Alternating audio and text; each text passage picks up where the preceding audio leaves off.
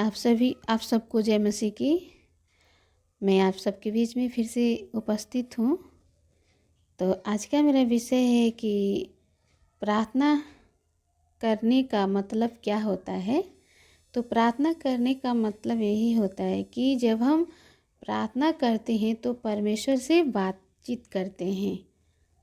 जिस प्रकार से हम अपनी सारे समस्याओं को, उन तमाम समस्याओं को एक दूसरे से शेयर करते हैं, उसी प्रकार हम पिता परमेश्वर के पास जा कर के उन सारे तमाम समस्याओं को बताते हैं, कहते हैं। जब हम प्रार्थना करते हैं तो परमेश्वर से बात करते हैं और उन सारी बातों को सुन करके पिता परमेश्वर हमें जवाब देते हैं, उत्तर देते हैं। हमारी उन सारे जब हम प्रार्थना करते हैं, इन सारी समस्याओं को बताते हैं तो पिता परमेश्वर हमारी बातों को सुन करके उन्हें उत्तर देते हैं।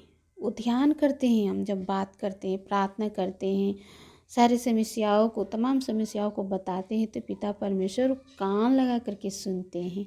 तो और क्यों कहा प्रभु यीशु मसीह कि जागते रहो और प्रार्थना करते रहो कि तुम परीक्षा में ना पड़ो। तो आइए हम लोग वचन से देखेंगे। मत्ती 36 और 40 से देखेंगे।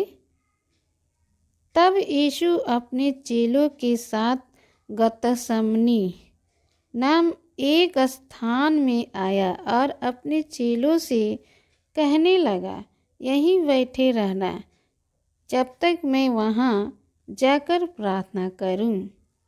प्रभु यीशु मसीह जहाँ भी जाते थे तो वो प्रार्थना करते थे और प्रार्थना करके ही कोई भी काम किया करते थे। तो आइए 40 से देखते हैं। फिर उसने चेलों के पास आकर उन्हें सोते पाया और पतरस से कहा, क्या तुम मेरे साथ एक घड़ी भी न जाग सके? जागते रहो और प्रार्थना करते रहो कि तुम परीक्षा में न पड़ो। आत्मा तो तैयार है पर शरीर दुर्बल है।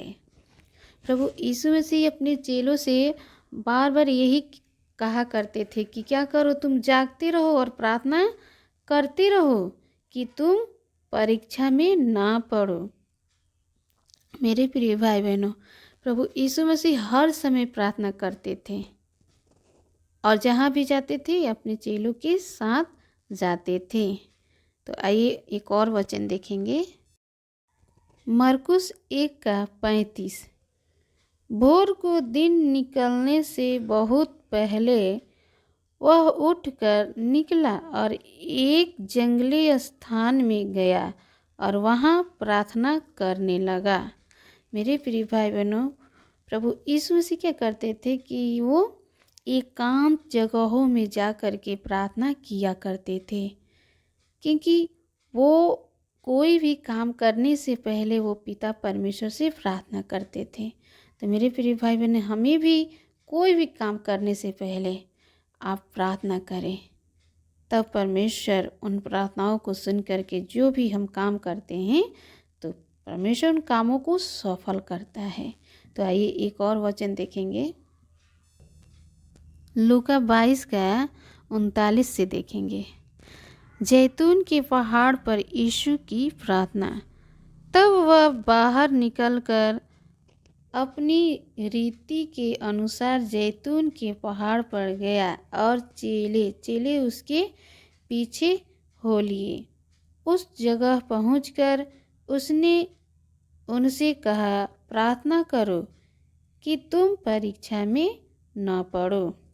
और वह आप उनसे अलग एक ढेला फेंकने की दूरी भर गया और घुटने टेक कर प्रार्थना करने लगा। जाने प्रभु यीशु मसीह अपने चेलों को भी यही बात कहा करते थे कि क्या करो, तुम प्रार्थना करो कि तुम क्या ना पढ़ो, परीक्षा में ना पढ़ो। जब हम प्रार्थना नहीं करते हैं तो हमारे जीवन में तमाम समस्याएं आ पड़ती है।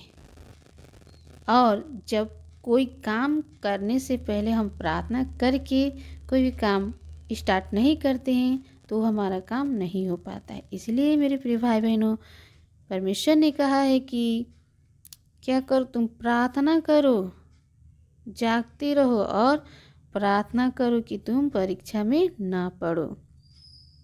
एक और वचन देखेंगे, मत्ती 26:36 से देखेंगे वचन। तब यीशु अपने चेलों के साथ गतसमनी नामक एक स्थान में आया और अपने चेलों से कहने लगा, यहीं बैठे रहना जब तक मैं वहाँ जाकर प्रार्थना करूं। और वह पतरस और जब्दी के दोनों पुत्रों के साथ ले गया और उदास और व्याकुल होने लगा। तब उसने उनसे कहा, मेरा जी बहुत उदास है, यहाँ तक कि मेरा प्राण निकला जा रहा है। तुम यहीं ठहरो और मेरे साथ जागते रहो।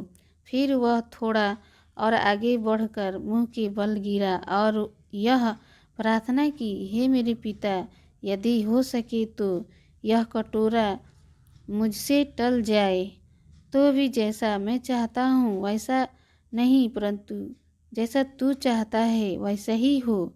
फिर उसने चेलों के पास आकर उन्हें सोते पाया और पतरस से कहा, क्या तुम मेरे साथ एक घड़ी भी न जाग सके? जागते रहो और प्रार्थना करते रहो कि तुम परीक्षा में न पड़ो। आत्मा तो तैयार है परंतु शरीर दुर्बल है।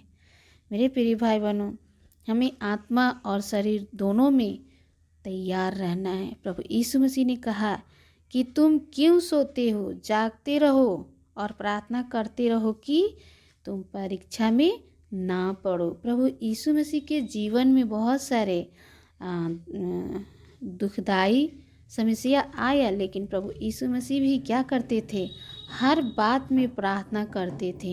कोई भी काम करने से पहले वो प्रार्थना करते थे और वो चेलों से भी यही कहा करते थे कि तुम प्रार्थना करते रहो कि तुम क्या परीक्षा में ना पड़ो।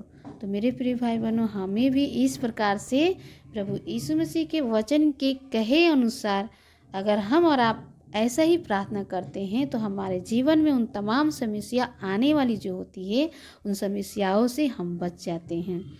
क्योंकि प्रार्थना सब कुछ हो सकता है, प्रार्थना के द्वारा सब कुछ हो सकता है और प्रार्थना करने वाले के लिए कोई भी बात असंभव की नहीं, संभव की होती है। तो इसी प्रकार इस वचन के अनुसार आप जैसे इस वचन को सुने वैसा ही करें तो परमेश्वर आपकी सारे कामों में सफलता को देंगे।